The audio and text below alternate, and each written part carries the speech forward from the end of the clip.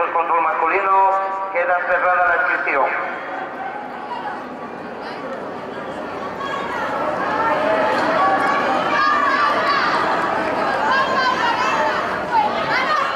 Universidad de Oviedo 1382, segundo Pelayo Fernández García del Estadio Gijón 1088, tercero Manuel Evia Fernández, atletismo Laviana 1074, cuarto Gianni Sánchez Napolano, atlética valenciana 1053, 800 femenino, primera Marta Castilla García, atlético Lugones 21669, segunda Paula González Blanco, Gijones Cumeru 21816, tercera Mónica Álvarez Alonso, Real Grupo Cultura Covadonga 22569, cuarta Ana Patramasca de la Cantina Oviedo 25315.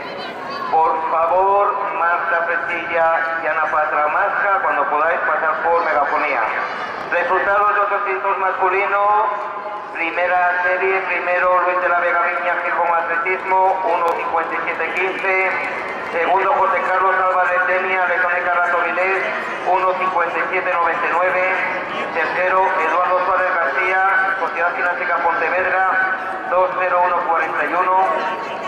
Cuarto Miguel Moro Cabrera, Canguro, 2.01.73. Quinto Roberto Marrón, Agrupación Deportiva Gijón Atletismo, 2.01.90.